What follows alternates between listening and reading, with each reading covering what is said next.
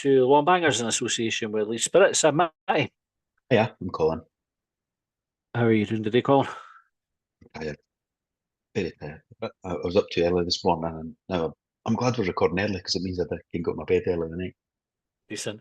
I got up at 11 o'clock-ish today, Mm. which is no It was bad. when it was when you said to me, I says, "What? When are you free?" And I was texting back, and I'm just this was your answer. I'm just going to go and get bacon rolls and that. And I thought, fuck's sake, like fucking nearly tea time where I live. And at the time I was up this morning, like, you just fucking getting your bacon rolls. Well, the dog woke up at the back at 6. There was a dog outside barking that triggered him. So I got up and gave him his breakfast, and I was like, "Oh, fuck, I'm just going back to my bed." And it'd been a late one the night before. So I just had a lie in. It was brilliant. Jane woke me up. She's like, and that's 11 o'clock. I was like, oh, good. You wake Good. you up. Eh? Like, what did she wake you up for? Just like, yeah, that's long enough. That'll do. That is it. Aye, the day's getting wasted. Mm. Uh, right, let's get stuck into interested in that. Let's get stuck into to the episode. Obviously, we recorded extra time on Monday at tea time, just the back of tea time, depending on when you have your tea. Might be nowhere near tea time if you eat the tea at a random time. Near our tea time. Not that we had tea together. Um, and Fucking hell. as soon as we finished We recording, should have just said half 5 or something. 5:30. Aye, it was about then, wasn't it? As soon as we finished recording, and we're like, right, that was a decent episode. Phone tinged, and it was Hibs with a statement about David Gray. So we did consider whether or not we needed to record extra time again, but I think the stuff that we talked about was still valid, so we never bothered. Um, so we'll cover the statement now. Did speak about it a wee bit in the phone in on Thursday night. If you've never caught up on that yet. So we'll do that, and then we've got some talking points, and largely around kind of the nick that the club are in at the moment. So we'll cover them, and that'll be this week's episode. And then tomorrow, if you're a subscriber, we have a guest on. We have Ed Norval from Deep Creative, who's coming on to talk about sort of clubs, like social media, fan engagement, that type of thing as well. If you follow him on Twitter, you'll see he's always got some kind of quite interesting tweets out. So we thought we'd ask him on just to give us a wee bit of a break for talking about how dreadful Hibs are. So, Colin, this was the statement that Hibs put out just after we'd finished recording, and we do think that they do this on purpose as well, because every time that they've put a statement out, it's been just as soon as we've finished You recording. know, once we had to re-record one, I was just thinking that when you were speaking. I can't remember what it was, but we binned the whole episode, Aye, had to do it again. So, an update from the Hibernian Board of Directors. We're disappointed with the poor start to our current season, like all Hibernian FC supporters. Following the weekend's result, we have held discussions as a group addressing how we move forward. We continue to work tirelessly in our quest to improve our performance and achieve the results we need on the pitch.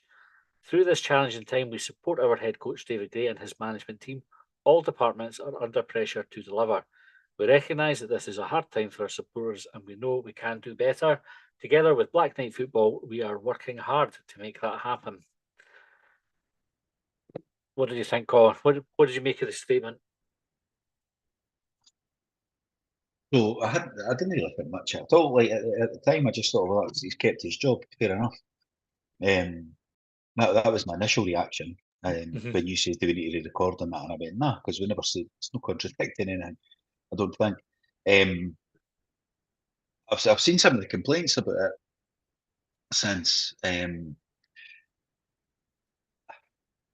You know what? I'm fine with it. Like I'm fine with the statement.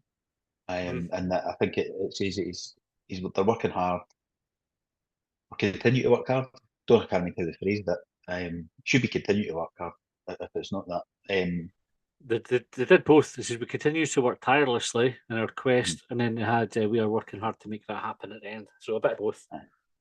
Um, and the I seen so I'm fine with that. I'm fine with them working hard. The bit that it was actually I think it might have been Jeff on the phone, and he said nobody should be under pressure because I think was it Jeff or I can't remember. There was one of them said it.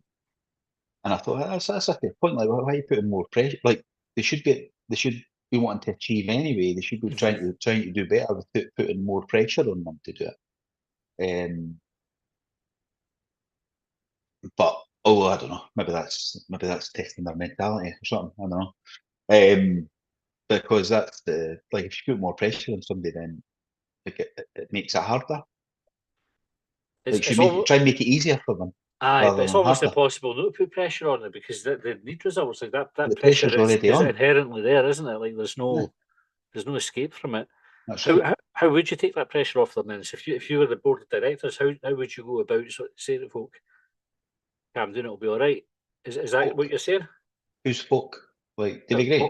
All departments. So all departments are under pressure, and so are you excluding some departments for this? Well, what departments? So every department's not performing. That's what we're All saying. departments, yeah. Yeah. So how can I don't know? I just think it's phraseology. I don't think um I don't know if they're all underperforming. They're telling us they are though. I suppose so. We just have to take their word for it and say, right, well, the club are saying everybody's underperforming. I would find that hard to believe. Like everybody in an organisation isn't doing their job well enough. But I suppose we just have to take them at their word on it. Do you think it was like a strong enough backing for David Gray, or is it a stay of execution, or how did you read that aspect of it?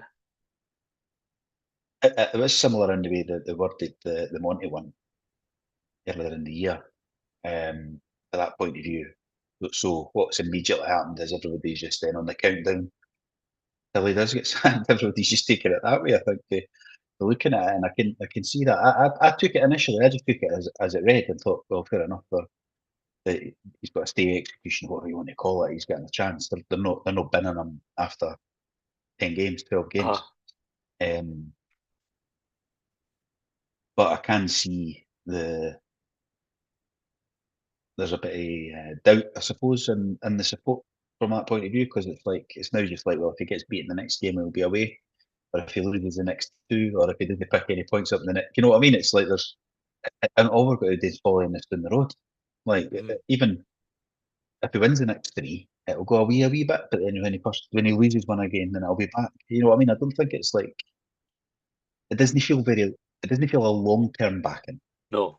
That's how we would sort of maybe summarise it. They've gave him he's got our support and we're with him. I Yeah. know, but he's under loads of pressure. He knows he's under loads of pressure. I think that was like a sort of theme when we were talking about it on Thursday, was that it wasn't like an unequivocal backing. It was definitely like a kind of kick the can down the road. It's all right for now, but it's it's entirely dependent on the next few It's results, I hard though. suppose. But It how must be long do you difficult. give? Exactly, and it's one of them. It's like I think what we're very good at, and I suppose I'd imagine other supports are like this. I don't know, but our sport, what we are very good at is picking holes in either a manager's press conference or what a pundit said on the radio or the telly. Or what the club put as a statement. But I don't know how you could have worded it that it wouldn't have been picked Mhm. apart or disliked by somebody. I It think did. it's almost impossible without saying he's here for the rest of the fucking season. Aye, and That's it. that's End.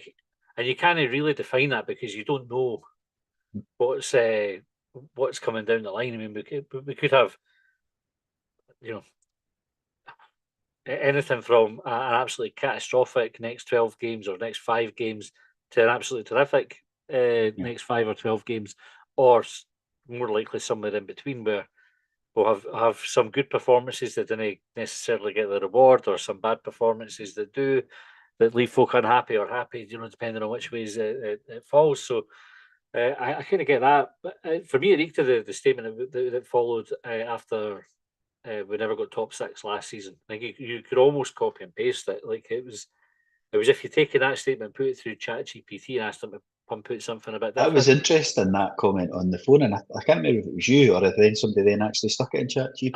And I think somebody put it on Hibs. I'm sorry for the person who did it, but they done it, and it was. I mean, it was a kick in the arse off it. To be fair, if yeah, you wanted to go and write one, that's kind of how it would spit it yeah. out. I think one Well, of the things, what do you think, I'll ask you a question if you don't mind, that there was no name to it. It was just the board. Do you think that's like saying this is what the board think, or do you think an individual should have put their name to it? See that got a bit of criticism. as well. I would have liked to have seen somebody sign it, even if it was like, for example, Malcolm McPherson, the chairman, on behalf of the board, like that, right? So you've got somebody who's the figurehead that's putting that statement out to say, like, I'm standing behind this, but they're all behind it as well. I think when you go out as a generic, like the board of directors is who's giving the statement, and clearly they put on a unified front this time after what happened with the not listening comment after they lost to Kelty. I could sort of see the logic in doing that, but I think it's weak in terms of messaging. I think it carries more weight if somebody puts their name to it and says, like, I'm in charge. Like, I'm the one that's fronting this decision, and we're getting behind David. And that was the same criticism that came on the back the statement last time against Monty as well. And I get it. I think the catch-22 for the club is they're constantly in the firing line at the moment, and particularly Ben Kensel and Gordon are in the firing line. So almost no matter what they do, and I'm not sticking up for them. It doesn't matter whether if they put their name to it, it just invites a whole barrage of abuse onto them. And if they didn't put their name to it, then it invites a load of a barrage of abuse onto them as well, respective. So I think they're a kind of caught between a rock and a hard place with it.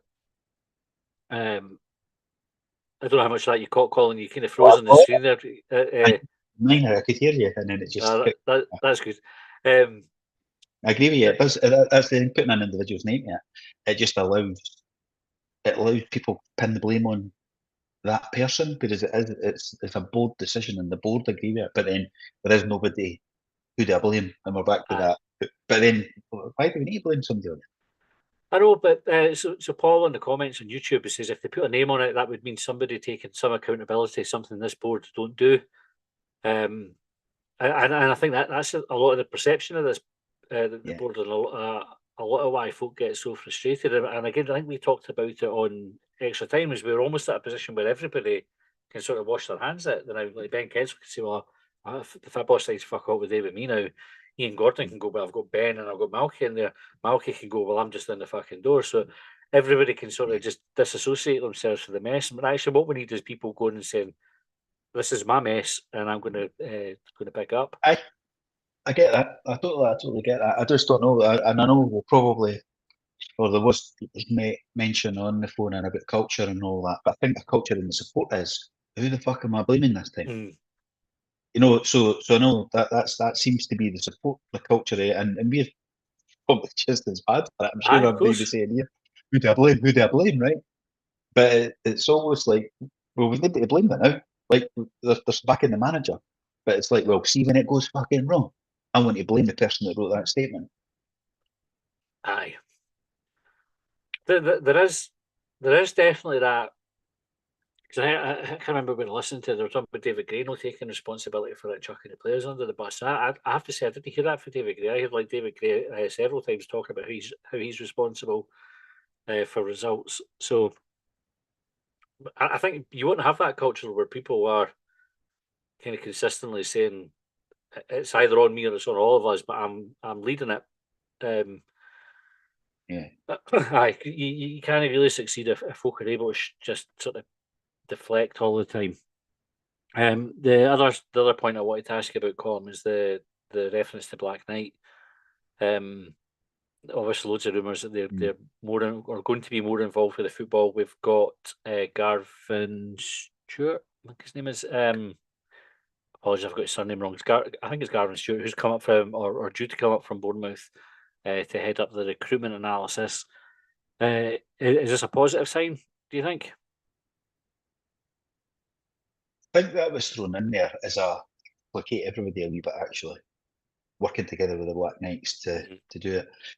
I mean, I think they have been working with the Black Knights in the background, but I think they're just making it there, make sure everybody knows them, and that's a black and white. I just think there's a wee bit of arse covering and all that. Like, really, I think that's all the bit. But really, it's like, really all they needed to say was, he's not getting sacked. Right? Stop talking about it. But they put other bits in there to say, we've got the Black Knights involved now, and everybody's working really hard, and they're under pressure. You know, so we're working really hard to make. You know, it was almost just like, we're no fucking sacking them. Imagine that was the statement. They just like, We're not fucking sacking Ken him. yous are all, we ken yous are all spreading loads of rumours today, right? None of them are true. That's it. The end.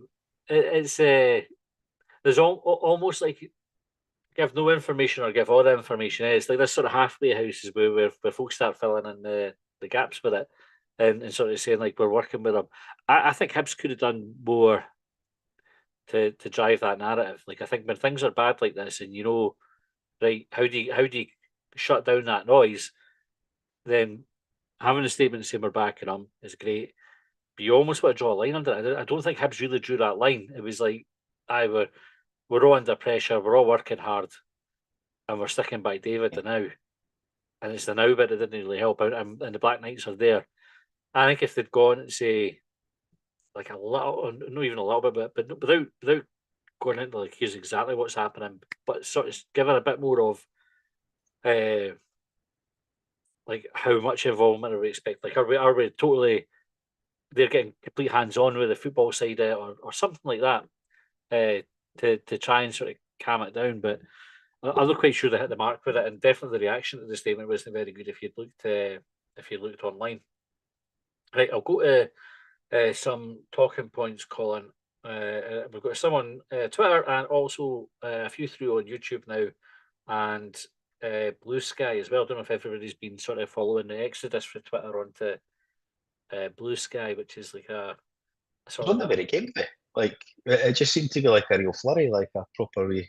And I thought, I wonder what they've done there. Like, because it's not new, is it? It's been about for a wee while, and everybody's just sort of aye. started calling each other to go. I think what happened was Trump getting elected and bringing Musk on board, and folk just went fuck this. And actually, that was probably the motivation for some folk at least to move over. But it's the guys that started Twitter, I think, that have Mm-hmm. started. So definitely has a feel of old Twitter about it. Right, talking points before we get sidetracked onto that. But you can follow us on Blue Sky anyway. We're obviously brand new in there, so we didn't have the same We should following set the on it. next one up, because I think a lot of folk have said it's because of right wing bots and all that. Mhm. It's spoiling it. Well, they're going to start they're going to move over there, aren't they? So, like, let's set the next one up and get on the front foot with that. On that one, early doors, we could do that. A Make bot some free money on one. it. Green Sky, we'll call it. Mhm. Right. The Nick and Matt's football podcast said, is Hibs looking at getting goalkeeper Will Dennis on loan from Bournemouth? Don't know. Will Dennis at Kilmarnock last season, is that the guy? Mhm. He was on my list for that show we never ever done, Football Manager show. Aye. That we were going to do. He was my goalkeeping pick. Made sense. Like he was good in this league last season. He's at a club that's in the same group as us. He's not getting a game. No, He's on the bench down there. So it would make sense to step up for him. Bigger club, bigger crowds, bigger games. exactly. Step up with. Uh, less chance of winning. um, Maybe know but him in the goals. exactly. I think the goalkeeper is definitely a problem position for us. And I wouldn't be surprised if Hibs go into the market for a goalkeeper, having signed two in the summer window. That's the sort of almost bold decision making that you're needing Gray to be making coming into the January window to say doesn't matter that we just signed these guys in January, sorry, in the summer. Clearly not up to it, so I'm going to act rather than hope for the best. Chris said, is Gray going to drop likes of Bursic, Boyle, O'Hara, Kwon, Giannis? If he does, who instead? And do we need a forwards coach? Um, I don't know if he's got to drop Bursic. He certainly subbed the other ones. After making more mistakes again, no tracking their man or missed a penalty or stumbling over the ball. Um, it would be the guys that came off the bit. Well, would it be? Because like as I said last weekend, it seems like there's no pecking order anywhere. It's Mm, like Rocky's jumped above Iredale in the left and a half role, and Levitt's jumped over Mariah Welsh, who played before him the last time, and Doyle yeah, who played. It's I don't know what the pecking order is. So that's the names that would be coming in though. Any of those five for Aurora, Giannis, Cohen. the Doll Hayes one is really weird. Like to be nowhere forever and then come in a derby and then straight out again. So it made me think the derby was televised. I wonder if that was like a wee. Remember, for any prospective clubs, remember we've got a player here that you might fancy. Chuck him in a game and just kind of get his profile there, and then obviously the next game's running live on the TV with a big audience, and he's nowhere to be seen. I wonder if that was just a wee bit of sort of, can we get rid of this boy in January, and how do we help make that happen? Give him a wee run out on the telly. I'd rather be focused on winning the games if that was the line of thinking. But say that's a bit cynical thinking, like well, it is, but I mean, where's he been the rest of the time? It does seem illogical though. But football isn't illogical, eh? I mean, that's something. I said that to John before, and I definitely say I don't understand how decisions get arrived at, and they're usually just answered by let's give opinions. Eh? Well, that's how we always done it. Aye, that's okay. That's football. Andy Grierson said, "What with Sir David Gray seemingly being sacked and then backed on the same day, has he received the least confident vote of confidence ever? For me, he's struggling to get to December." So, will we expand on that rumour? And it is just, again, a rumour, and you always have to caveat these things when we say it publicly, right? That I don't care how true this is or not, but the story was that David Gray had been sacked in the morning, had been communicated to staff. There was a change of thinking behind the scenes, which meant they decided that they wanted to back him and go to give him more time. And then subsequently that statement came out later in the day. Depending on what you read, it was either unhappiness with sponsors or a lack of alternative to put in an interim basis that was behind that change of thinking. However, it doesn't help anybody, I think, or it doesn't help David Gray that these stories have come out. What was it the least confident vote of confidence you've seen, Colin? Well, I've not seen many, but I'd like to think these rumours were just a lot of shite, and that isn't what happened.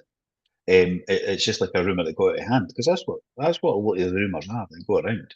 They're just like somebody's heard something, maybe somebody made that up in the first place. They heard it from somebody else, because the person that made it up told more than one person. Keeps coming round to go, well, there's no smoke without fire, because I've heard it from 2 or 3 different people now, and then it just builds and builds and builds, because it seems a bit fucking ridiculous that they would sack him and then change your mind. So on the face of it, that seems fucking ridiculous, and it's more likely the rumours were wrong.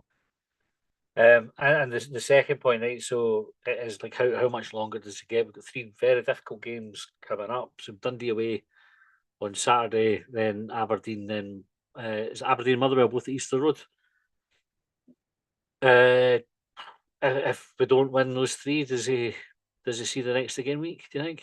This is what I mean, like about what I said earlier, like with they've put the thing out saying we're backing them, but because they put in the for now line or the words, I can't remember exactly what they were.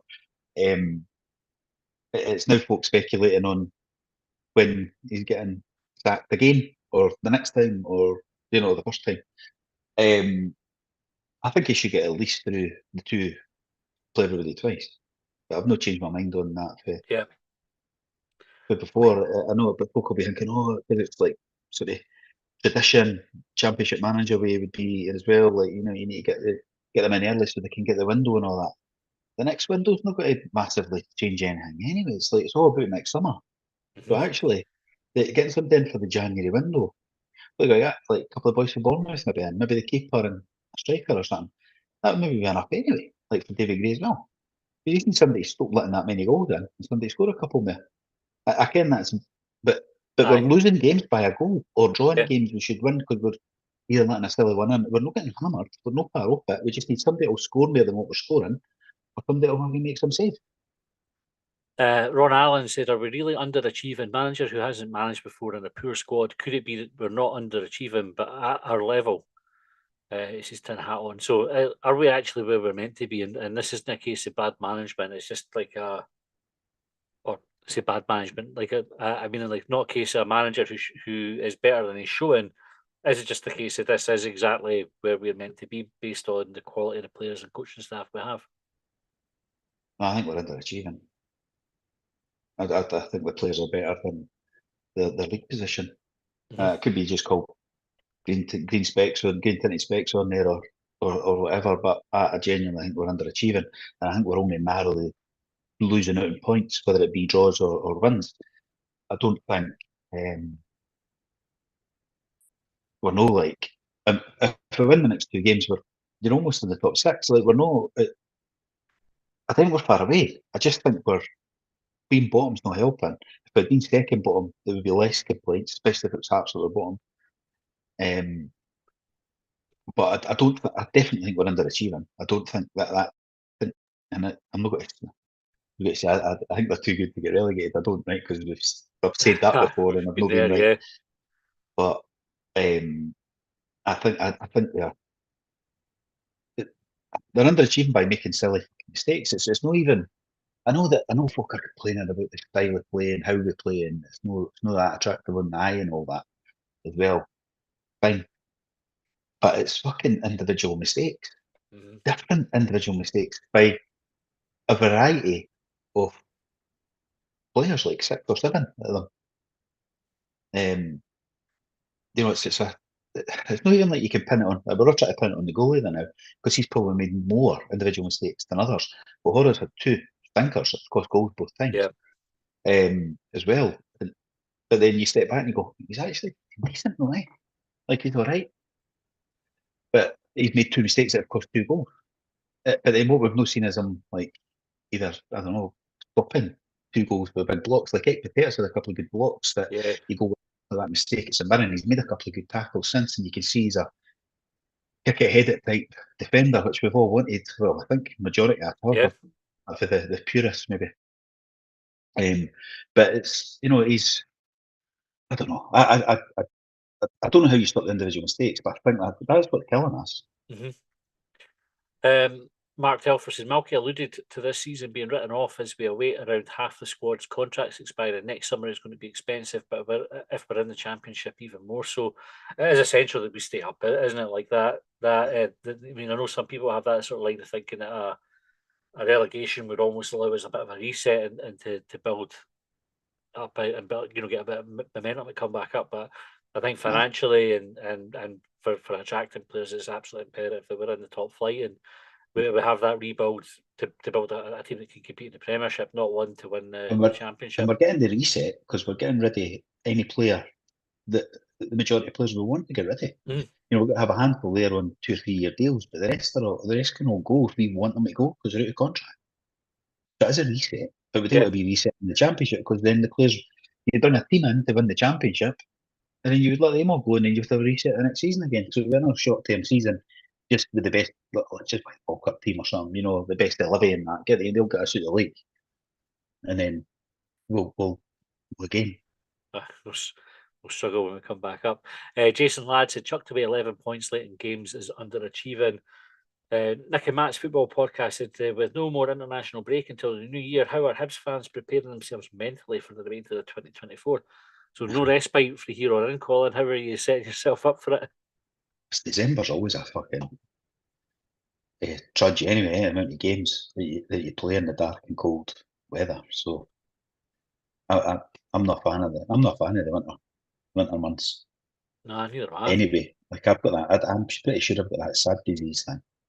As soon as the clocks go back, I'm like, whatever, dark already. That kind of, it's a chat at my house. It says how good it is. But December, it's just a killer. What we need is, like, for a wee change, it'd be nice to have a wee win and run in these shitty months, and then everybody could start talking about how many goals we take off that on Boxing Day. Aye, that would be good. Kibble, right, see, despite it all, I still look forward to it. Like, I can't shite, and I think I'm quite good at just sort of blocking off all of the shite. Like, once the shite games happen, we talk about it, and then it disappears from my head until I need to fucking moan about it later on in this. But I always look forward to games. Even when there's a Hibs game coming up, I'm always like, oh, fucking good days for it. So, fuck the international breaks. I hate them. I'd much rather have just club football and do the internationals in the summer or something. I just feel like there's so many at the moment. I know I've read folk saying that there isn't any more than normal, but I can't remember it being 3. Like September, October and November breaks. Aye, it's a lot. Right, this one, Colin, Tracy Smith. said, "What's the culture at the club? It appears that we don't have the elite environment we should have, where players and staff can thrive. Who is leading the club? No one really taking accountability or responsibility for anything." I don't know. They've obviously tried to separate. Can you hear me okay? Yeah, yeah, fine. Do you, oh, you're back now. You're frozen on me. Oh no.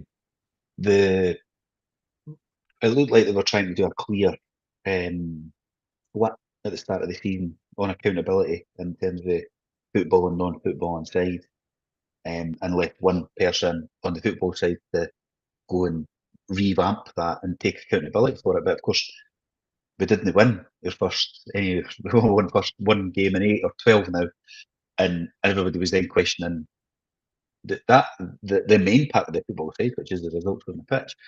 But his job's obviously wider than that.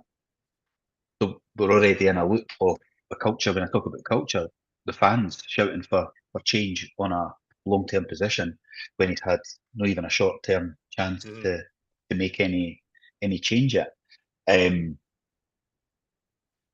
So from my point of view, it looked like they were trying to create accountability, or whatever you want to call it, a culture of football, non-football side, because the non-football sides performed well. Like, it's definitely making money in the hospitality, but then Yeah, we're not making profit, right? So, but then that profit's probably burnt because we're burning through that many fucking players because of the football side being the shit at recruiting players. So I think we were trying to create a true, what do you call it, like hierarchy, leadership, golden quadrant yeah. or something, right? And we were trying to do that, but because we're getting beat, there's not time to bed in, and there's not time to develop because we're not winning enough games. It all comes down to not winning enough games. If we're winning games, what would you be asking all these questions? I don't think. Aye, but I mean, I suppose the flip side is, are we not winning the games because of that stuff's not quite right? You know, Aye, it's but almost like a vicious circle with it, isn't it? it's not even 6 months. He's been in the No, football side's been in charge. So it's like it wasn't great before, was it? But now we've changed it. We've not given it a chance to change. Like, I was going, if we won games, right, what would be saying? Oh, these players, they just get it. Oh, what a difference!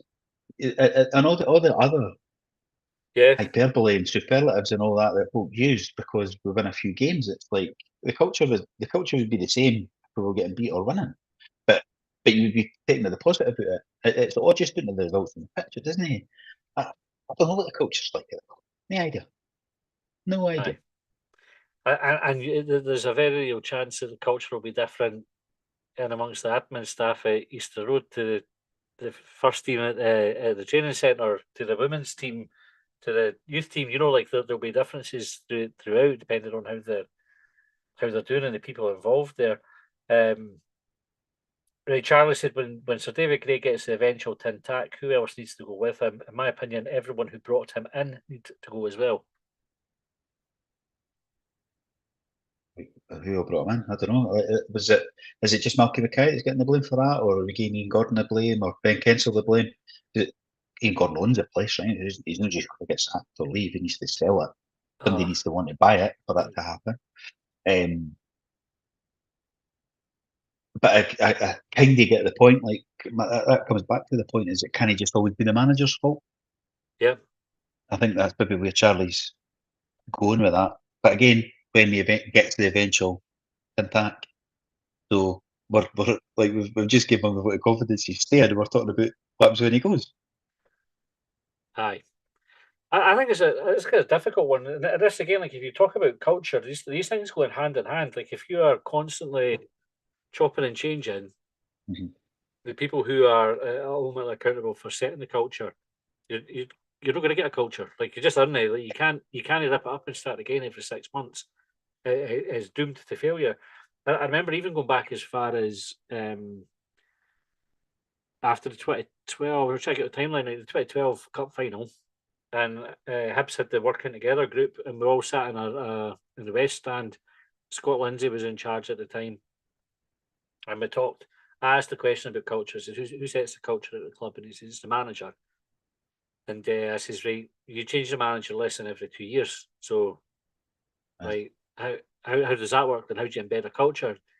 And he looked at me as if, like, what? And I was like, but, you've gone through, and I think Yogi I can't remember all the order of the managers because my head doesn't work for these things. But you're going for like Yogi wanting loads of characters and Raji's in the dressing room. Whoever followed him wanting a bit more professionalism to kind of John Collins no wanting folk wanting to have a fucking Lucasade when they're out on holiday. It's like if you're ripping up and starting again every time, you're never going to embed anything. You're never going to start anything. You might land lucky once in a blue moon with it. Like if the stars align for you, you get away with it. But I think if you've put, and I've had this conversation loads, and I kind of repeat myself, but right, Malky, so I'm not absolving Malky, blame Malky, put his name to David Gray's appointment. That looks like it's been a bad decision. We called it out at the time as saying it was a very risky decision at best. But aside from doing that, he's given David Gray the coaching staff that he wanted. So David Gray's on the hook for that. And whether you agree with that or not, I have issues with it, but that's how football works, we're told. He's obviously not had time to come in and bed in a recruitment process, right? Clearly, he's come in. His first official date was in June, right? Which we're into the transfer window. I think we're just about to. I can't remember when the transfer window opened, but you're a kicking arse off in June. The season's already finished. The stuff that Malky Mackay is on the hook for, none of it is an overnight fix. None of it. And embedding a culture isn't an overnight thing, yeah. That's exactly it. So what you're saying is if you've not got that right within the first 3 or 4 months or 5 months, whatever it's been, then you're sacked. Then guess what? The next guy's not going to come in and fix it in 4 months because he's going to come in and go, I need a month probably to go around all the departments to find out where everything's at and what needs fixed and how we get there. Then a bit of time to work out how we do that. And then you need to take the actual steps to do it. So you're hiring people, you're firing people, you're restructuring teams, you're putting new processes in place. None of those things are overnight. None of them. And if that guy doesn't fix it in 4 months and then you have to replace him because you're not happy about it, it starts again. I think. But it's results on the pitch that gives that person that time to go and do that, right? Exactly. And that's the whole battle because, like now, the results on the pitch we've seen as a fan base, we're calling for managers to get sacked earlier and earlier. It's not even the club anymore that we're going, fuck me, that's embarrassing. In fact, it's actual Maloney already, sort of thing, or Jack Ross already, fucking hell, one bad run he's had. It's got worse. Like, we're actually on the front foot saying, when are you sacking him? That's 8 games without a win. 8 games, 8. Number 8. Like, no, and we're wanting him sacked. So the next guy, when he comes in, he's got less than 8 games to win, like, I don't know, stick to 8 or something, or we're wanting him something. And it's just getting less and less of the time. But like soon we'll be down to like just a manager per game. Like mercenary managers come in, win a game, you get to stay. If you didn't win, you're out. We'll get another one in next week. Aye, and I think it is that bit about I can't remember who it was. They said it was Leon or Dave or something like that. Like everybody shouted for change, and they did change. They got rid of Brian McDermott. They took Ben away from the football side. They put Malky in. When you get the change, you need to let that change happen. I do wonder if it's even if it's not Mackay. It's like I think that definitely comes in it. If it wasn't Malky Mackay and it was another director of football that I don't know maybe had wasn't they wanted somebody Scottish, but somebody or they said they wanted somebody Scottish, but somebody we hadn't heard or somebody with a name that'd be a manager in England before, like McDermott or something.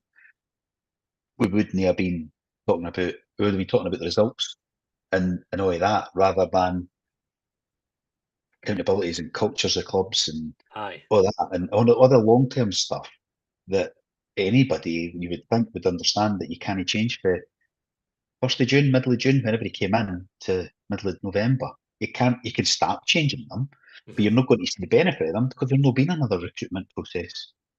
Aye.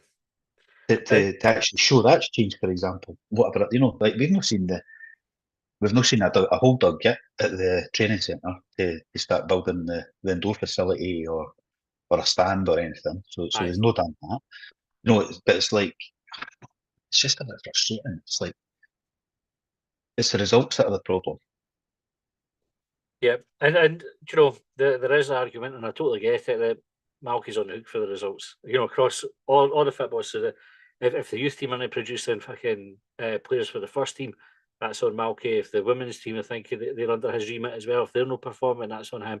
If the first team's not performing, that's on him. You know, over the course, that's all going to be stuff that's going to land at his feet. And if they're not performing, then ultimately he'll pay the price for it. But I just think, like, realistically, and if you're being reasonable with it, he's not had enough time to impact anything. And you look like Brian McDermott was in a year.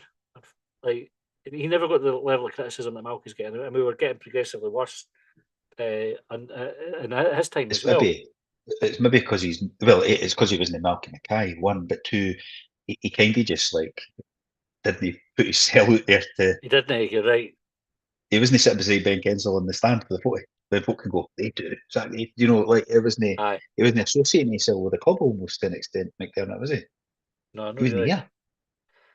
here. It's a good question, though, and I think also you look at the impact of, like, if Black Knight are coming in, how many people were they bringing in to run it? Because like Black Knight FC on their own aren't like a big operation. They've not got like hundreds of staff that they can just go rotate for a pool of directors of football and chuck one in. Actually, they didn't have that set up at all. They've got the president, and then he oversees what's going on at the individual clubs.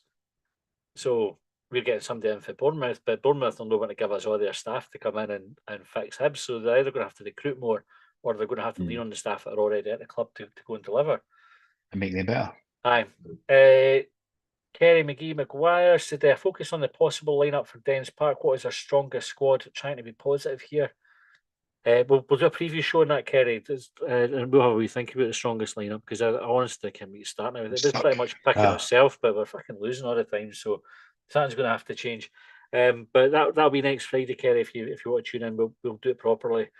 Ian Earl said, can we change captain mid-season? And Levitt deserves a chance to play further forward. Colin, would you be looking at changing the captain? Joe Neal's obviously come under a lot of criticism, not just for performances, but for the the perceived leadership side of it as well. David Gray, is that a decision he has to make? It's a decision he could make.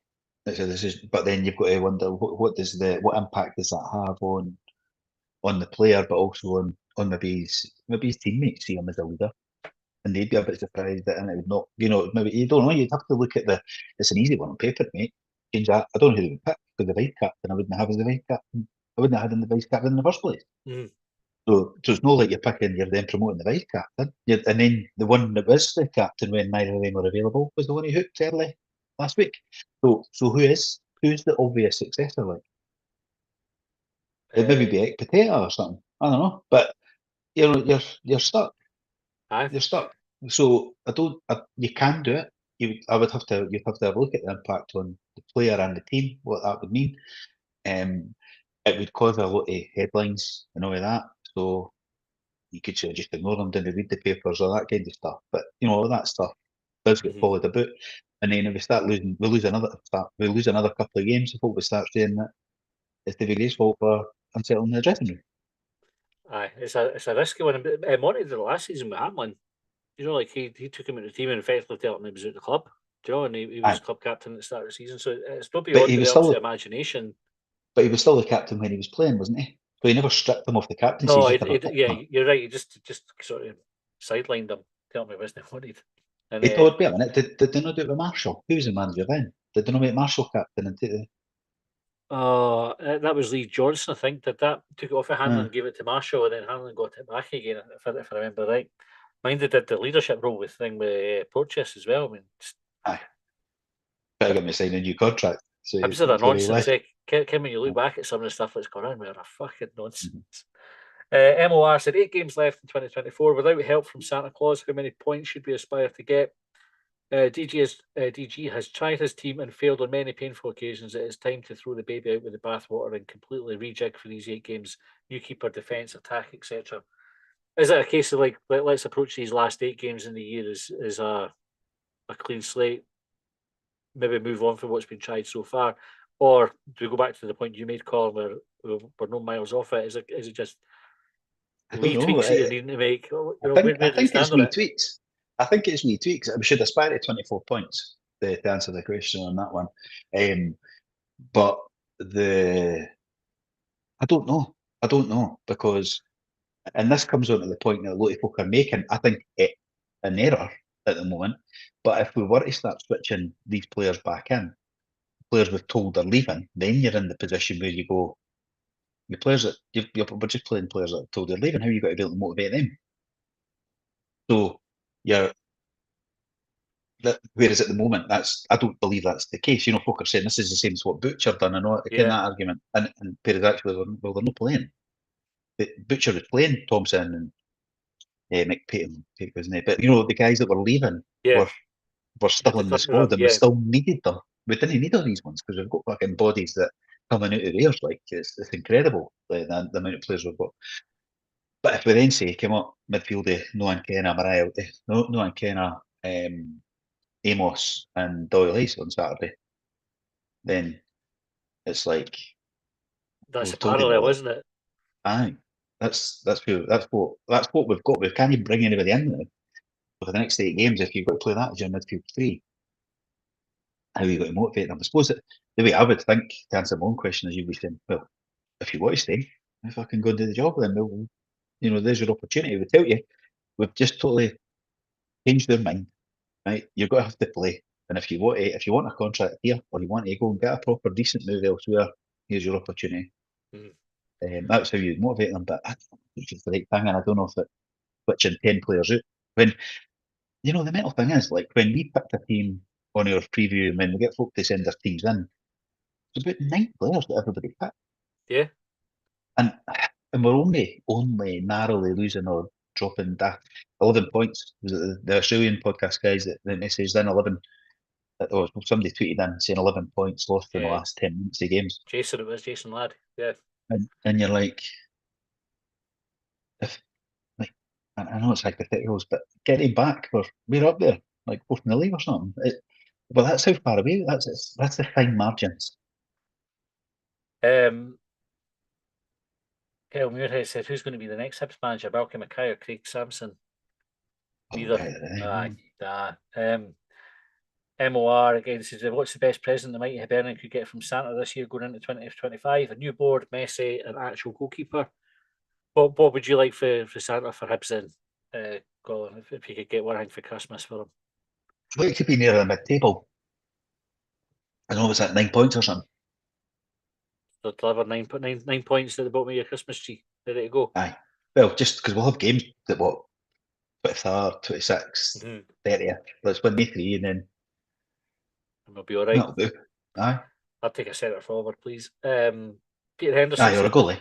Aye, or a goalie, yeah, one of the two. Gray said the vote of confidence, but we all know he's on borrowed time.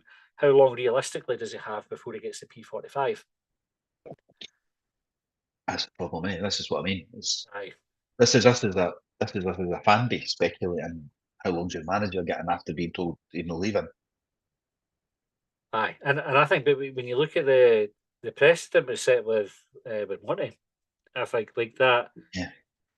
When we didn't get top 6 and they said that they were going to be behind them, and then all of a sudden it was just we took a sailor off Aberdeen and that was it. Good night Vienna for him.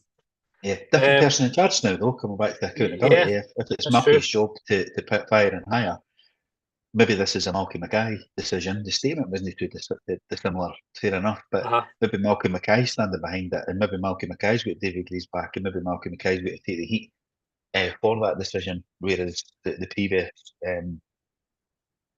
ownership, the previous management on the ability after we got bumped in a couple of games after the flip. Right, I'm going to get a couple of points of YouTube and then some from Blue Sky, and then we're almost out of time, Colin. So Mark Telfer said, "We spend too much time in funds moneyball in a US and European program of signing young players. Too much, too wide, too fast. It's cost us a fortune on top managerial issues and board leadership." That those recruitment decisions back then have definitely set us back a long time, Colin, you think? Oh, definitely. I mean, you get Chris Mueller and Charleston Battery and the development teams, some mental stuff. But not only that, some of them in theory sound like no bad ideas in that, right? If you get the right people in charge, but it's the short termism. Yeah. Again, actually, right, fuck it, change it, and we'll do something totally different the next time. We still follow Charlton Battery on Twitter. I still see stuff come up, and I know. I don't think we've got anything to do with them anymore.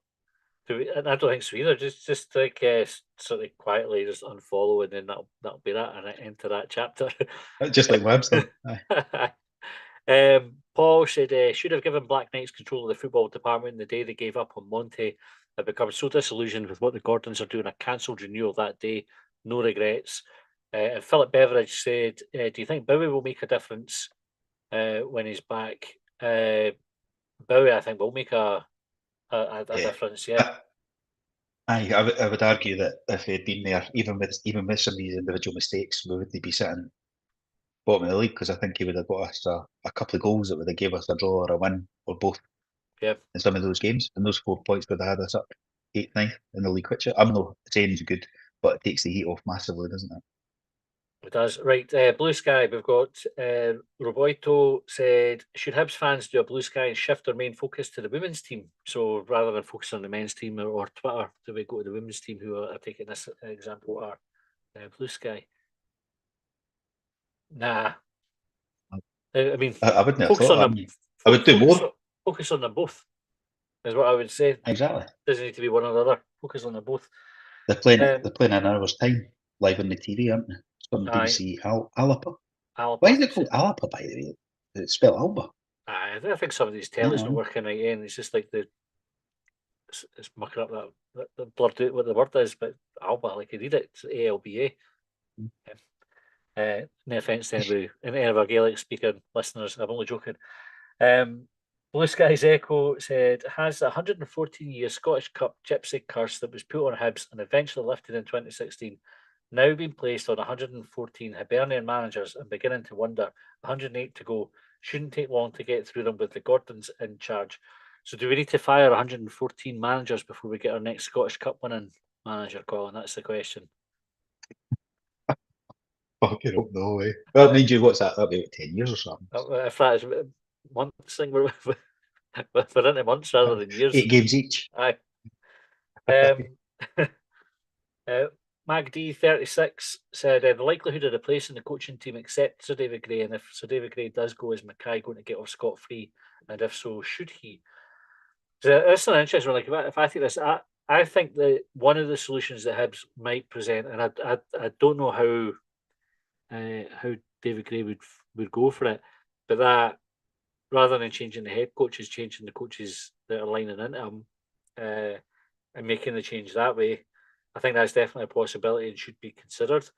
Malky, I don't think he should get off scot-free. I think he put his name to the appointment. He told people that he was involved in the recruitment process. He interviewed David Gray. So he absolutely... Should have just said it was the board, eh?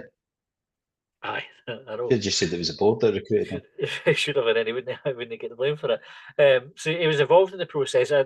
Whether he was in... So I think he was in for the start. Like, I know he never started officially to the 1st of June, but I also think it's disingenuous to say that he never started until the 1st of June, because he was definitely working with the club but before that, sort of off the books. He was involved in David Gray's appointment, so I don't think he could get off scot-free. But I also think, given the context of that decision, that it shouldn't be fatal for him to have made it. Like, I think there was a case that David Gray was the right guy for it. But we sort of spoke about the pros and cons before, and I think it's not an exact science. I think there was. See if you take a step back, right, and he hadn't just came in a few weeks before he appointed the new manager. He had directed the football, take it, put his name out again, right, and you've got a director of football who oversees the football operation, and then to recruit a new manager. Does that mean that if that manager fails, the director of football has to change every time as well? Or does the director of football then go and pick the next one? You're because right. It then brings you back to going, do you need a director of football? Because then it's just like the manager's, he's got to live and die. Like, he's got to look after the football operation part of picking a manager. So if the manager doesn't succeed, then you're changing a whole strategic. That's the point I was making earlier. Right, it's everything gets changed if you take that approach. But actually, the point you make there is brilliant, because if you follow that line of thinking, you're spot on that Malky Mackay falls on his sword for hiring David Gray. If David Gray gets sacked, Malky Mackay gets sacked, then it's a brand new director of football that comes in again with a brand new head coach, if that head coach then gets sacked, which he will probably, whether it's within 12 games or 24 games or a season, it's still going to go, no, he failed and the director of football hired him, so they both need to go. And so you're in that continual cycle, is swapping two positions every time a manager fails. Which then comes back to going, which was Ben Kensel's point a couple of years ago, we didn't need a director of football. Because if that's they'd go hand in hand like that, and you're never looking at the long term, then just deal with the short term all the time. As I hadn't thought about that and putting it that way, but I quite like that argument, Colin. Whiskey Craig said, with the big orange man, baby, not Chris Boyd, the other one, getting into the White House, is history going to almost repeat? We spend next year in the Championship with the Scottish Cup in the cabinet, David Gray in the squad, and Lenny returning as manager next season. And would you take that? Scottish Cup, just forget everything else. Aye, wait at the Scottish Cup. Would you take it? It was a nice short term moment, wasn't it? Aye. Like you took the mind off not being promoted for a third consecutive or second consecutive season. So I don't know. What you say? Stay up and win the cup. That's what I say. Sidney Hyvie said, when Ben Kensel leaves the club, will the number of volunteers to drive him to the airport be more than the Easter Road capacity? I think so. Going by the sentiment on social media and the forums and that, I think he'll be short of offers. Well, the disengaged folks getting re-engaged. Neil, imagine that they're trying to explain with like in the traffic update. So to stay naked reason we can't think of the stay roadworks so that going on, but fuck it, it's Heaver and Redleaf today. With pressure mounting on Gray, does it become a bit more radical and change the formation of players to try and win, or keep the same formation in players and hopefully produce? I think we could have covered that with an earlier one, Neil. Paul said, well, for me, the chatter for Sir David Gray to be sacked, would it be pointless, as we know the problems are further up the tree and another coach is going to inherit the same problems, surely? That's one that we spoke about, and I think our conversation on Monday, Colin, probably covered that when we said, like, if it wasn't David Gray, if this was another coach, would we be expecting more from him? And should he be getting more out of the players that we have? And that's the thing, like, if you change the manager, would you expect the new guy to come in and be able to work with what's there and improve them? Yeah, I think I would. I would, but I don't think. Again, I don't think we're that far away, and I don't know what the differences would be that they would need to make. Because it's that back end of it. It's individual errors that have fucked us, and I know David Gray said it, and I'm just repeating, but it's no been getting hammered and played off the park. It's been not taking a chance, like missing daft penalties, like easy, like a 3-shot goal, 80% success rate in them, and we've got like fucking main, and like kicking it straight at the goalie. You know what I mean? Shite. Yeah. Defenders tripping over the ball, short pass back, goalie's not clearing it, goalie's fucking flapping, defenders switching off. You know, it's like, would a new manager come in and go, stop making mistakes already? And they would. Like, I don't know. But I don't know. Fucking hard talking about it every weekend. It is. We just win a couple of games. I know. Right. Sorry if we never got to your comments. We're out of time. Colin, been a pleasure talking to you Sunday afternoon. We then have a defeat to talk about, so I'm taking that as a victory. We will be back tomorrow for subscribers with extra time. So if you don't already subscribe, head over to our Patreon. And if you do subscribe and you're on Hubwave, cancel on there and go over to Patreon as well. We've kind of been talking about this for a wee while, and there's a good chance by the end of the year we're not going to be posting on Hubwave anymore due to some ongoing issues that we have with them. So move over to Patreon, or you can sign up right here on YouTube as well. You'll see like a wee join this channel to get access to perks link. That gives you our subscriber content ad-free as well when it comes out. Thanks for tuning in. For everybody who's watched us live, we really appreciate it. If you haven't already done so, you can hit the wee subscribe button on there as well, and you'll get notified every time we're live. If you're listening to this in the podcast, thanks very much.